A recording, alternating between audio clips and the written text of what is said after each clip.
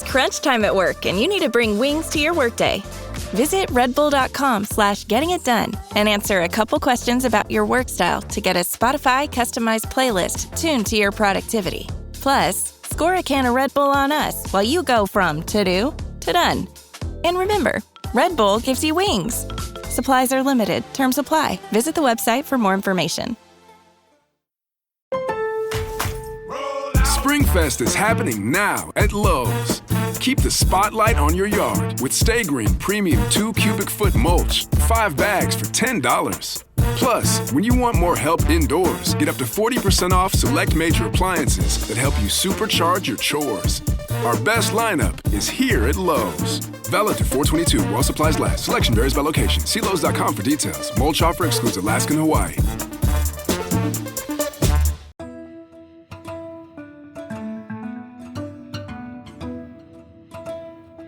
For the News and Observer, I'm Dawn Vaughan, Capitol Bureau Chief and host of Under the Dome.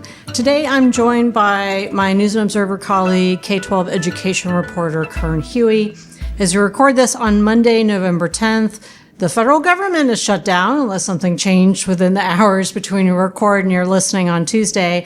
The state government is not shut down, even though we are also waiting on the government to agree on some sort of comprehensive budget, which we may or may not see as we're in November already. So this very, very late state budget has a variety of impacts. We're going to talk with Kern today about the impact of it on public education and other education news. So let's just start kind of laying the groundwork of the fact that there has been no new comprehensive two-year spending plan. We've had 3 mini budgets. They included, on the education front, money to the authorization of the step increase raises for teachers, which is in state law that the legislature has to approve these step increase raises. But other than that, there haven't been raises, and there are a lot of other things that aren't getting additional funding because we're at the same spending levels as the previous budget. So where are you seeing, on the ground, really the widespread impact of not having a new state budget yet? Well, there's a lot of upset about there not being raises, especially if you're not a teacher, if you're a bus driver, a cafeteria worker, a custodian, you're not seeing any raises this year. And if you're a teacher, while you're getting a step increase, that's about maybe $1,000 a year. And if you're a teacher with between 16 and 24 years experience, you don't get any step increase. So you're not getting any raises at all from the state this year. Mm-hmm. You've been covering education a couple of decades, and we've had, I'm just on like 6-7 years now covering state government, and the latest budget that I've covered was in November, but that was under former Governor Roy Cooper's administration, a Democrat, and that was the final negotiations between him and the Republican-controlled General Assembly, where this time it's between Republicans. It's House Speaker Dustin Hall and Senate Leader Phil Berger have not come to an agreement on a big spending plan. A lot of it is over future tax cut triggers. That's the biggest, roadblock to a deal between the two of them. But on the ground in the schools and what you're hearing at, Wake County School Board meetings and everything else, people are just want to know why, there's not money flowing in. So other than the teachers and raises, what other state funding implications are there? Well, obviously, the fact there's not raises, we have the increases in premiums for state health plans. In Wake County, they're saying that over 80% of their employees are expected to see increases in the healthcare costs next year. So we've got, you basically have a reduction in take-home pay. So you've got this frustration that we're going to basically not see any raises, but yet we're going to expect to have our premiums go up, our deductibles go up. Everything we rely on for the health plan is going to cost us more now. Mm-hmm. What about, I think people who understand, especially just the way education is funded, there's the legislatures that's, base pay for everybody, but then local governments add, not all, but will add to salaries and other funding. So is there any on the ground impact, not on salaries from the budget delay, any sort of big projects, that sort of thing? Or is it because those are also funded by local governments that you're not seeing that really? Well, right now, I mean, schools are basically deciding we've got to adjust the budget because, do we wait to see if the legislature is going to come back and make any raises or not? And WAKE is in the process of making some budget revisions just to get the books balanced right now. But yeah, not having the state funding means there's some things that make some programs that they may have wanted to start that they're just not going to because they're not going to see an increase in state funding. And the state does fund the majority of education in the state. Do you think has it gotten to the point now that we're at, almost mid-November, that the assumption is that there isn't going to be anything new? So they're, like you were saying, like looking at your budgets and assuming that there's not going to be any extra money and you're just going to have to operate with what you already have. Wake School Administrators told the school board they're not planning at this point for the state to come up with any comprehensive budget, but obviously they'll have to adjust if it does occur. Well, let's talk about how people are responding to it. So there was this call that started on social media as far as like suggesting a employee walkout. Yeah, there was an anonymous post that was started appearing on various social media platforms, including various teacher Facebook groups, saying that because the state didn't have a budget, wasn't providing raises, was raising costs, that as a sign of how teachers are upset, that they should call for work on Friday, November 7th and Monday, November 10th. None of this was organized by NCAE or any of the other teacher groups in the state. So as a result, it's not like 2018 or 2019 where we had like thousands of teachers calling out and shutting down schools statewide. But we did have scenarios where individual schools did see a good number of teachers walking out, and schools had to make changes in their schedules. They had to consolidate classes. I'm hearing things like teachers had to put kids in the auditorium because there just wasn't enough room, just enough places where they could educate them. They put them all together to minimize the lack of bodies on campus to educate the kids that day. Was there actually where people walked out, or people just called in and used their paid time off? People were called out sick. So you said, schools had to go get extra subs or then extra people from central office and just any bodies to help make sure that those classrooms are covered. So a coordinated time of people taking off, not like anyone actually walked out of the school or anything like that. Yeah. Okay. And then we're recording this on Monday the 10th. Have you seen anything yet that indicates that this is also continuing today, or was it just Friday so far? There are some individual schools which, like on Friday, have more absences than normal, but it's not this global, every school being impacted. But if your child is at a school where they've got 20-30% of the teachers out, you're noticing what's going to happen today. Have you talked to anybody that's done this, or is it there's not risen to enough of a level as far as people saying that yes, I did this or wasn't at work on Friday or Monday? Well, I think part of the issue we're seeing now is because there wasn't this global organized thing by NCE, there are some teachers saying it's not going to have the bang that it would have had if we had gotten some well-organized effort. That since this is essentially a wildcat individual school thing that occurred, it just will not have maybe the impact that they're hoping it would have on legislators.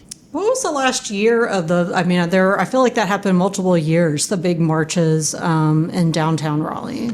Pre-pandemic, in May of 2018, May of 2019, those years, pretty much the entire state was shut down for that one day where everyone was in Raleigh. And what were the main concerns then? That it wasn't that, the budget is late, right? Because that was earlier in the year? Well, it's a lot of the same concerns, that teacher pay isn't enough, there's enough funding for education, why is the Leandro plan being funded? What do you think's different now as far as are people not as upset? Are they happier in their jobs? It's just as far as there not being any sort of, large group of educators who are upset enough, or are they just responding in a different way if they're not happy with what the legislature's doing with education or not? I mean, for something like this to work, you need a central organizing body, and like in those 2 years, it was NCAE that did it. NCAE says that they understand the concerns they have, but not only are they not organizing it, we had individual chapters discouraging their members from participating because they're saying this is not the right time to do it. Now, whether or not that will change in the future, we'll see. But if you haven't gotten a one large group telling everyone in the state that it's time to go call out, we're seeing the result. All right, we are going to take a quick break. When we come back, we're going to talk more with Keung Hui about education and the late budget. Score more with the college-branded Venmo debit card and earn up to 5% cash back with Venmo Stash. Got paid back? With the Venmo debit card, you can instantly access your balance and spend on what you want, like game day snacks, gear, tickets, and more. The more you do, the more cash back you can earn. Plus, there's no monthly fee or minimum balance. Sign up now at Venmo.com/collegecard. The Venmo MasterCard is issued by the Bancorp Bank N.A. Select schools available. Venmo Stash terms and exclusions apply at venmo.me/stash terms. Max $100 cash back per month. So good, so good, so good. New spring arrivals are at Nordstrom Rack stores now. Get ready to save big with up to 60% off Rag & Bone, Marc Jacobs, Free People, and more. How did I not know Rack has Adidas? Because there's always something new. Join the Nordy Club to unlock exclusive discounts, shop new arrivals first, and more. Plus, buy online and pick up at your favorite Rack store for free. Great brands, great prices. That's why you Rack. You're listening to Under the Dome. I'm Capitol Bureau Chief Dawn Vaughan, here with K-12 education reporter Keung Hui. Before the break, Kern was talking about NCAE. We should explain for those that don't understand, that's the North Carolina Association of Educators. State law has a ban on collective bargaining. North Carolina is either last or second to last with union membership rate in the country. It's usually North Carolina and South Carolina that have that lowest rate. Partially because the state has a ban on collective bargaining, which if that law was repealed, which Democrats have pushed for a long time, it would allow public sector employees to strike, which is not part of the law now. So, Kern, tell us more about NCAE and its leadership. Yeah, I mean, Tamika Walker-Kelly, the president of the group, and Brian Proffitt, the vice president, have really talked about that they want to build a strong teachers union in the state, even though obviously not, have the same powers that you would in a state which has collective bargaining. But, they say that they want to have that union voice here representing the 90,000 plus teachers in the state. And the law being different with collective bargaining compared to other states or being more influential as far as, widespread action that unions have taken. And there is a smaller union that they wanted to have the solidarity with the teachers that walked out, that of state employees, of some DHHS employees that said that they were planning to do that as well. Union Local 150. They had sent out an announcement that the DHHS workers and other state employees should stand in solidarity with the teachers for these 2 days. It's unclear if it had much of an impact, though. Okay. So moving on from where things stand with the budget, we're still waiting on that. You've reported recently on there being changes to the statewide math standard. So what should people know? Yeah, the last week, the DPI staff released the first draft of the new math standards. They say they want to make some changes, such as having more use of statistics and data science. Probably the biggest change is going to be at the high school level, where currently you have to have 4 credits in math, including NC Math 3. In the change that they're proposing, you'd still take NC Math 1 and 2, but they're eliminating Math 3 as a requirement. They're going to change that and revise the course, and that's obviously going to have a major impact in terms of what students have to take. Earlier this year, the NC House had passed a legislation that would have eliminated NC Math 3 as well. In that bill, they wanted to, instead of having that, they wanted to require that students take a computer science class as one of the required math courses. So the changes that are being proposed right now by the DPI are not identical, but obviously, the fact that they're saying that we're not recommending that you have to take math 384 is going to be a major change for the students in the state.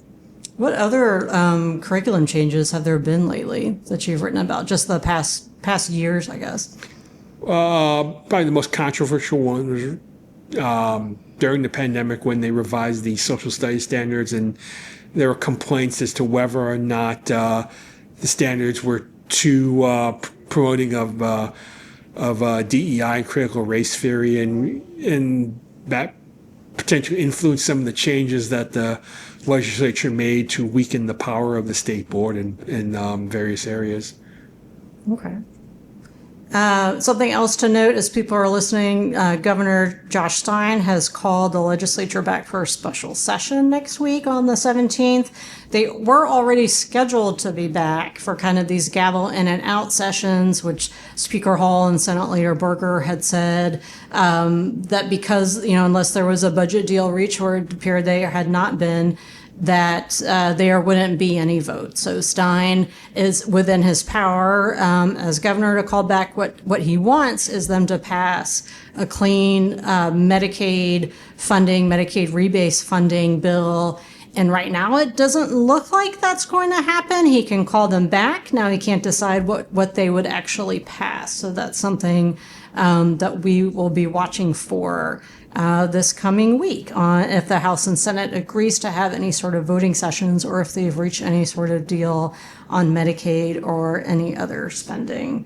All right, well, moving on to our picks for headliner of the week. Kern, who or what is your headliner of the week? For me, it would be the millions of veterans in the state. As we approach Veterans Day on Tuesday, all public schools in the state are closed. It's a long-standing requirement in state law. It's actually not something that's necessarily a guarantee in other states. If we go to our neighboring states, our kids are going to be in school tomorrow in South Carolina and Virginia, but here in North Carolina, every public school has to have the day off for students and staff. How many holidays are there? I guess, a fair amount for the school year. As Veterans Day is not the only one that the kids are out. Yeah, but it's the only one which specifically is mandated by the legislature as being a day off. But Memorial Day isn't actually required to be a day off. And so you will have times where schools will have classes on those days, usually if it's a weather makeup day. Mm-hmm. Which is also, a federal holiday, right? So... I come from a family of military veterans, so wish anybody listening to this who's a veteran, we're thankful for your service. My headliner is the first frost. It's very cold as we're recording this, and it will be this week. Some years ago, I was working at a weekend reporter duty one weekend and learned that this first frost actually happens around Halloween all the time. And there'll be a lot of, it was so warm, and then it's like all of a sudden, a major cold. And that's the cycle of the weather. I don't remember the details on that. I'm sure whoever's listening can send me information about first frost. But because it's such a pretty big change in the weather here, that's my headliner. So, all right, Kern, thank you for being on again, and we'll let people know if anything happens this next week at the legislature with funding for education or anything else. For the News and Observer, I'm Dawn Vaughan with Keung Hui, producer Kevin Keister. Thank you for listening, and we'll talk to you next time. For more from our politics team, subscribe to the News and Observer at newsobserver.com/subscribe. Follow us on Twitter at Under the Dome and NC Insider, and sign up for our weekly political newsletter, also called Under the Dome, at newsobserver.com/newsletters. Thanks for listening.